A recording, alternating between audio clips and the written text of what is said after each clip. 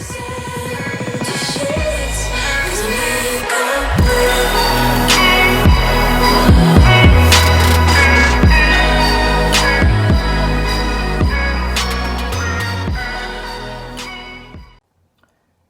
à tous les amis, c'est Feigen, j'espère que vous allez bien, pour ma part ça va très bien. Aujourd'hui on se retrouve pour une nouvelle review, donc la deuxième review, et cette fois on va parler au sujet du manga Mary Grave. Donc Mary Grave c'est un manga écrit par Yamaji Hidenori aux éditions Kana Shonen. Donc la parution, donc c'est paru en 2017 au Japon, et chez nous ça a commencé en février 2019 et c'est terminé en février 2020. Donc il y a 5 tomes qui sont parus, donc je vous ai amené les 5 tomes qui sont ici. Le prix du livre c'est environ 7 €, donc un prix très raisonnable. Et de l'auteur, on va retrouver une autre œuvre qui s'appelle Atlantide. C'est une œuvre en 3 tomes, alors qui est complètement dans un autre style, c'est plutôt dans le style industriel. Donc on va se retrouver avec un personnage à Londres et un mystérieux anneau. Donc si vous voulez découvrir, je vous laisse découvrir l'œuvre. Moi non plus, je ne l'ai jamais lu, mais si ça vous intéresse, vous pouvez quand même aller voir sur notre œuvre qui s'appelle Atlantide. Donc maintenant on va passer au vif du sujet. On va parler de cette œuvre qu'est Mary Grave. Donc on va d'abord faire un rapide synopsis de ce que nous raconte justement ce manga. Donc on va retrouver 2 personnages principaux qui sont Sawyer Risman et Rosalie. Et comme vous pouvez le voir sur la couverture, notre ami Sawyer semble porter un cercueil dans son dos, un cercueil qu'on va retrouver vraiment tout au long de l'histoire. Et bien en fait, dans ce cercueil, il porte sa femme Rosalie qui est morte, et le but justement de notre ami Sawyer, c'est de récolter des ingrédients pour la ramener à la vie. Et donc on va suivre cette quête durant 5 tomes pour retrouver tous les ingrédients nécessaires à la résurrection de sa femme pour créer la recette de l'homme mort. Mais reste à savoir si il aura assez de temps pour récolter tous ces ingrédients, et s'il arrivera justement à récolter tous les ingrédients nécessaires à son objectif de vie.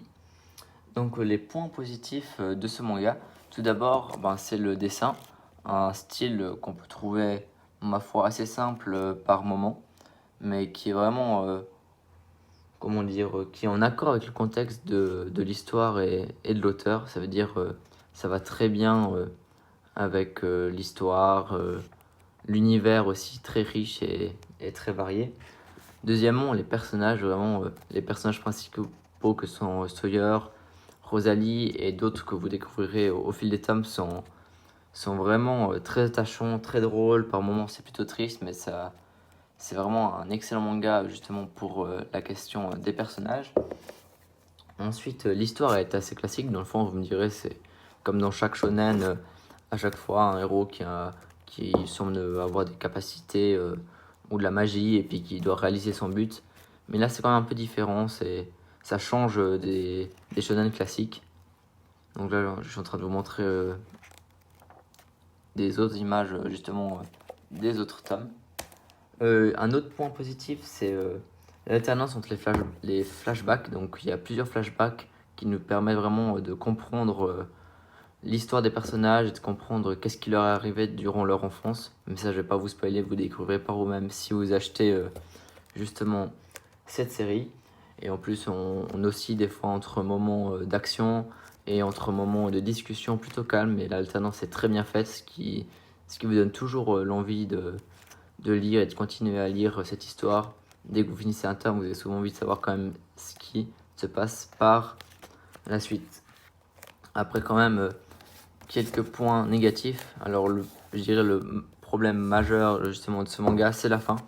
Donc c'est une série en 5 tomes. Malheureusement l'auteur a dû arrêter à la fin, mais il nous montre aux dernières pages qu'il avait prévu un autre déroulement pour la fin de cette histoire. Mais malheureusement la fin est assez brutale, je dirais.